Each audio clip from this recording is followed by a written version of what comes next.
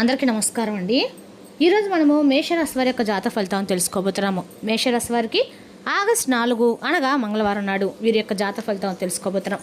అయితే మేషరాశి వారు ఎవరైతే ఇప్పుడే కొత్తగా మన ఛానల్ చూస్తున్నారో దయచేసి ఛానల్ సబ్స్క్రైబ్ చేసుకొని వీడియోకి లైక్ చేసి సపోర్ట్ చేయడం మాత్రం మర్చిపోకండి.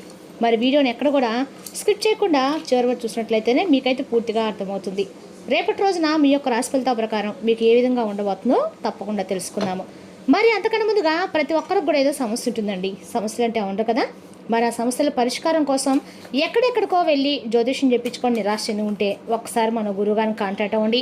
శ్రీ తిముక దుర్గాదేవి ఆశీస్సులతో జ్యోతిష్యం బన్ను మన గురుగారు అఘోర తాంత్రికతో స్త్రీ పురుష వశీకరణ చేస్తారు.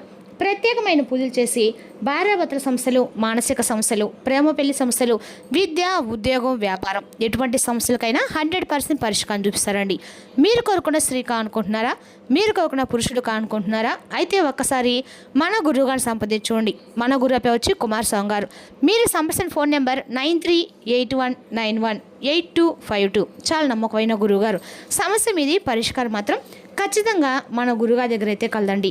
ఈ గురుగారి ద్వారా చాలామంది లబ్ధి పొందారు. మేము కూడా మాకున్న సమస్యలని ఈ గురుగారి ద్వారానే పరిష్కరించుకున్నాము. మీరు కూడా నమ్మకంతో ఒకసారి ప్రయత్నించండి.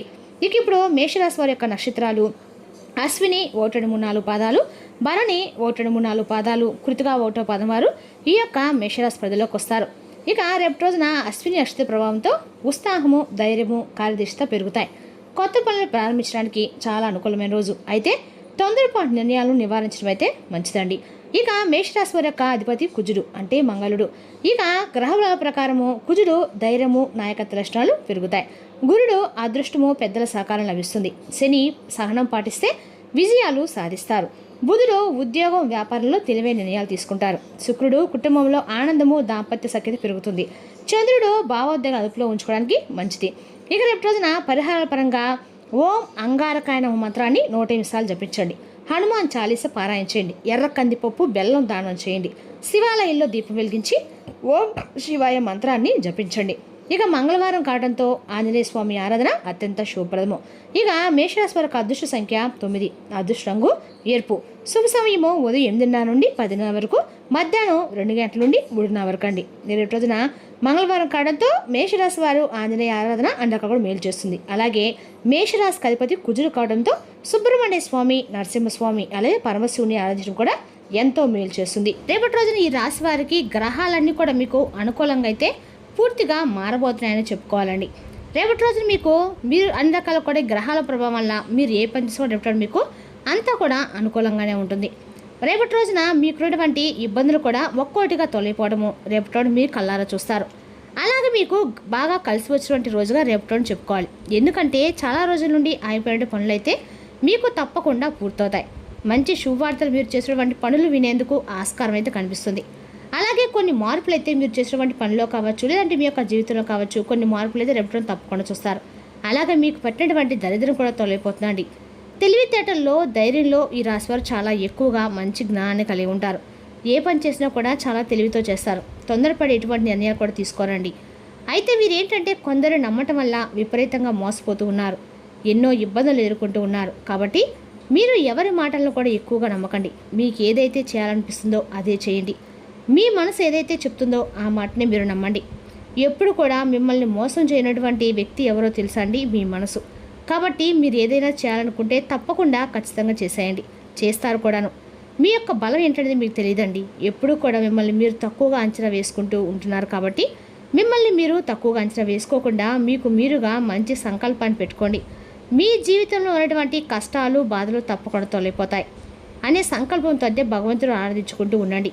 అయితే కొన్ని సందర్భాల్లో మీకు ఎదురేటువంటి కష్టాలు ఏంటంటే మీకు మీరుగా పొందించినటువంటి, ఎందుకంటే అప్పుల బాధలు కావచ్చు, ఆర్థిక సమస్యలు కావచ్చు, డబ్బు పరంగా కావచ్చు, ఇలా మీకు ఏదైనా కొన్ని సమస్యలు అయితే ఇంట్లో ప్రశాంతమైనటువంటి వాతావరణం లేక, మీ మనసు కూడా ఎప్పుడూ ప్రశాంతత లేక, విపరీతమైనటువంటి ఒత్తిడి లోనవుతున్నటువంటి క్షణాలు కూడా లేకపోలేదు. గతంతో పోల్చుకుంటే మీకు రాబోయేటువంటి రోజుల్లో అంతా కూడా బాగుంటుందండి. ఎందుకంటే ఇంట్లో కూడా సంపదలు పెరుగుతాయి. కొన్ని సందర్భాలు మిమ్మల్ని భగవంతుడు కొంచెం బాధ పెట్టినటువంటి మాట వాస్తవమైతే భగవంతుడు పెట్టాడని చెప్పి అనుకోవడం మాత్రం మీ మూర్ఖత్వం అవుతుంది. అది కాలం పెట్టినటువంటి పరీక్ష అండి. మీరు చేసుకున్న కొన్ని పనుల వల్ల మీకు మీరు ఎదుర్కొన్నటువంటి పరీక్షలు అవి కూడా ఎందుకంటే కొన్ని సందర్భాల్లో మీకు అనుకూలంగా ఉన్నప్పుడు మీ ప్రవర్తన ఒకలాగా, అనుకూలంగా లేనప్పుడు మీ ప్రవర్తన ఇంకోలాగా ఉంటుంది. అంటే మీ యొక్క వైఖరిని, మీ యొక్క ధోరణి తప్పకుండా మీరు పూర్తిగా మార్చుకోవాల్సి వస్తుంది. ఎందుకంటే మీకు అన్ని విధాలుగా కూడా భగవంతుని యొక్క సహాయం చేసినప్పుడు భగవంతుడు ఉన్నాడని చెప్పి ఆయన విస్మరించకుండా ప్రతినిత్యం కూడా పూజలు చేసుకోవడము, ఆయనకు అన్ని రకాల నైవేద్యాలు చేసి పెట్టడము, విపరీతమైనటువంటి పూజలు వ్రతాలు చేయటము, ఇటువంటివి చేస్తున్నారు. మీకు కొంచెం ఏదైనా ఒక రకంగా అనుకూలంగా లేని క్షణంలో భగవంతుని దూషించడం కూడా చేస్తూ ఉన్నారండి. ఈ విధంగా చేయటం ద్వారా ఏంటంటే మీ యొక్క చేసే కర్మ ఫలితాలు కూడా కొంచెం తగ్గుముఖం పడుతూ ఉంటాయి. ఏదైనా సరే మనం మంచి చేసినా చెడు చేసినా ఏదైనా సరే మన కర్మను బట్టే ఉంటుందండి. దాన్ని బట్టి మనం అనుసరిస్తూ పోవాలి, భగవంతుని దూషించకూడదు. అలాగే మీరు ఏదైతే అంటే మీరు చేయాలనుకున్నటువంటి ప్రతి పనిలో కూడా మీకు ఏదైనా విపత్తు ఎదురైనా లేదంటే ఆ పని సజావుగా సాగపోయినా అన్నిటికి కూడా కారణం భగవంతుని కూడా చెప్పి మీరు దూషించడం అయితే కరెక్ట్ కాదండి. కొన్ని మన కర్మఫలాలను అనుభవించక తప్పదు కాబట్టి దేవుడంతకు కూడా తప్పలేదండి కర్మలు అనుభవించడము. సహజంగా వస్తూ ఉంటాయి, పోతూ ఉంటాయి. కాబట్టి భగవంతుడిపై అపారమైన నమ్మకాన్ని ఉంచుకోండి. మీరు ఏం చేసినా కానీ ఏదైనా ఒక రూపాయి కావాల్సి వచ్చిందనుకోండి, అందులో ఒక పావలైనా కానీ భగవంతుని యొక్క ఆరాధనకి ఉపయోగించండి. అందులో మీకు ఎవరైనా కానీ నిజంగా సహాయం కోసం చూస్తున్న వారికి సహాయాన్ని అందివ్వడానికి మీరు చేయూత అందివ్వండి. బేసిక్గా ఈ రాశివారు ఏదైనా ఎవరికైనా సహాయం చేయడంలో ముందంజలో ఉంటారండి. అయితే మీకు వచ్చినటువంటి ఒక్క రూపాయలైనా ఒక పావలైనా సరే ఎటు వారికి సహాయంగా ఉండేటట్టుగా మీరు ముందడుగు వేస్తే ఆ రూపాయి 10 రూపాయలు అవుతుంది. మీ ఆదాయం కూడా విపరీతంగా పెరుగుతుంది. ఇక ఈ రాశిపరంగా రేపటి విద్యార్థులకి చాలా బ్రహ్మాండం కలిసి వస్తుంది. మీ కళ నెరవేరుతుంది. మంచి స్థాయికి చేరుకునే అవకాశం ఉంది. వ్యాపారస్తులకు కూడా మీకున్నటువంటి ఇబ్బందులు తొలగిపోతాయండి. మంచి లాభాలు కనిపిస్తున్నాయి. మీ కుటుంబంలో అందరూ సంతోషంగా ఉండడం చూస్తారు. ఉద్యోగస్తులకి త్వరలోని జీతాలు పెరుగుతాయి. మంచి ప్రమోషన్ వచ్చే అవకాశం ఉంది. ఎవరైతే ఉద్యోగాల కోసం ఎదురు చూస్తున్నారో అటువంటి వారికి త్వరలో ఉద్యోగం లభిస్తుంది. ఇక ఈ రాశి వారికి అయితే జాలిగుణం అనేది చాలా అధికంగానే ఉంటుందండి. ఆపదలో ఉన్న వారికి తప్పకుండా సహాయం కూడా చేస్తారు. నా అనుకుంటే వారి కోసం ఏదైనా చేస్తారు. వారికి ఏ కష్టం వచ్చినా తోడుగా ఉంటారు. జీవితంలో డబ్బును బాగా సంపాదించాలని చెప్పి మీరు అనుకుంటారు కాబట్టి ఆ సంకల్పం కోసం మీరు మరింత ఎక్కువగా శ్రమ చేయాల్సి ఉంటుంది. మీకు పెద్ద కోరికలు అనేవి ఏమీ లేవు, కానీ ప్రశాంతమైనటువంటి మనసు కలిగి ఉంటే చాలు. భగవంతుడా, మాకున్న దాంట్లో సంతృప్తిగా ఆనందంగా జీవించే విధంగా అవకాశం ఇస్తే చాలని చెప్పి అనుకుంటారు. అయితే మీరు భగవంతుని ఏ విధంగా అయితే మీకు ₹1 ఇచ్చాడో ఆ రూపాయి జాగ్రత్తగా చేసుకోండి. అందులో మీరు ఏదైనా కానీ సహాయం చేయగా మీ ఖర్చులకు పోగా ఏదైనా ₹1 అయినా వెనక వేస్తున్నటువంటి మనస్తత్వాన్ని కలిగి ఉండండి. ముందు రోజుల్లో మనకు ఏ అవసరమైనా కానీ చెప్పిరాదండి. కాబట్టి మనం ఏదైనా కానీ ₹1 జాగ్రత్త చేసుకోవాల్సినటువంటి అవసరం ఉంది. అయితే మీరు రేపటి రోజున ఖచ్చితంగా కూడా శివారాధన చేసుకోండి.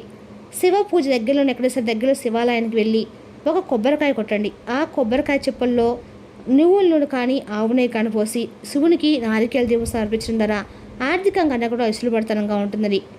మనకు అనుకూలంగా ఉన్నాడు ప్రతికూలం మార్చుకోవాలండి.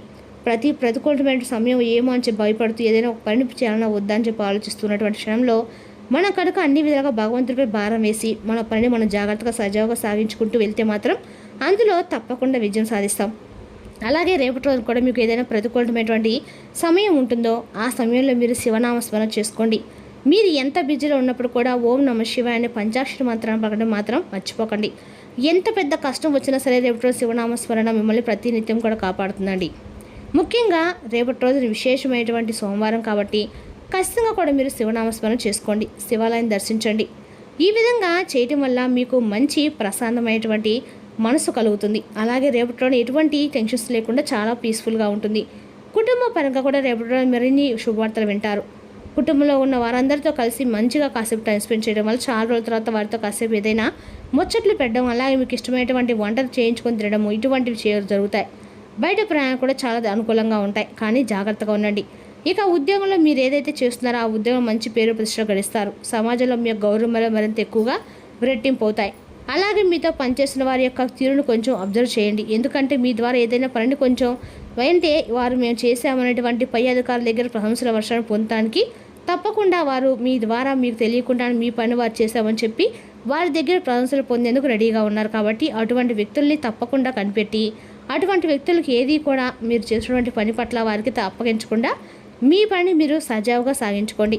మీకు తెలిసినంత నాలెడ్జ్ అలాగే మీకు ఉన్నటువంటి జ్ఞానం మరెవరికి కూడా లేదని చెప్పి అది తెలుసుకోండి. కాబట్టి మీరు చేయవలసినటువంటి సైనికుడిత అపరాధాన్ని మీరుగా తెచ్చుకోకుండా మీరుగా మీ పనిని మీరు చక్కగా సాగించి ముందుకు మీరుపై అధికారులు మీ పనిని మీరు చేశారని చెప్పి ఒక మాట చెప్పండి. దాని ద్వారా కూడా మీ పని ఎవరైతే చేశారనేది మీ యొక్క పై అధికారులు గుర్తిస్తారు. ఇక రాబోయే రోజుల్లో కూడా ధనలాభాలు మీకు విపరీతంగా రాశిపరంగా ఎక్కువగా ఉన్నాయండి. మంచి అవకాశం అయితే మీరు తప్పకుండా పొందుతారని చెప్పుకోవాలి. అదేవిధంగా రేపటి ఈ రాశి వారికి మిమ్మల్ని ఆశ్చర్యపరిచిన ఒక ముఖ్యమైనటువంటి సంఘటన, మీ చిన్ననాటి స్నేహితుల నుండి మీకు ఒక మంచి శుభవార్త అయితే ఖచ్చితంగా రేపటి రాబోతుందని చెప్పుకోవాలండి. అదేవిధంగా రేపటి మీరు విహారయాత్రలు, సామాజిక సమావేశాలు లేదా సోషల్ గెట్ టుగెదర్ మిమ్మల్ని రిలాక్స్ అయ్యేలాగా సంతోషంగా ఉంచుతాయి. అవసరమైన ధనము లేకపోవడం కుటుంబంలో అసమ్మతి కారణమవుతుంది. రేపటి రోజున ఆలోచించి మీ కుటుంబ సభ్యులతో మాట్లాడి వారి యొక్క సలహాలను తీసుకోండి. మీ శ్రీమతితో తగాదా మీకు మానసిక ఆందోళన కలిగిస్తుంది. అనవసరమైన ఒత్తిడిని పడవలసి అయితే అవసరమే లేదు. మనం మార్చలేని వాటిని స్వీకరించడము మన జీవితంలో నేర్చుకోవాల్సిన పాఠమండి. ఇతరుల జోక్యము, దోపిడీ, ఒరిపిడి కారణమవుతుంది. వినోదాలకు, సరదాలకు మంచి రోజు. కానీ ఒకవేళ మీరు పనిచేస్తుంటే కనుక మీ వ్యాపార విషయాల్ని జాగ్రత్తగా గమనించుకుంటూ ఉండాలి. రేపటి రోజున మీ ధైర్యము, ఆత్మవిశ్వాసము మీకు విజయాన్ని అందిస్తాయి. కోపాన్ని అదుపులో ఉంచి ఆలోచించి నిర్ణయాలు తీసుకుంటే ఉద్యోగం, వ్యాపార, కుటుంబ జీవితాల్లో మంచి ఫలితాలు పొందుతారు. దైవభక్తితో పనిచిన పనులు సానుకూల ఫలితాలు ఇస్తాయి. మరి తెలిసిన కండి మేషరాశి వారి యొక్క జాతక ఫలితాలు తిరిగి మరో వీడితో మళ్ళీ కలుసుకుందాం. Thank you for watching.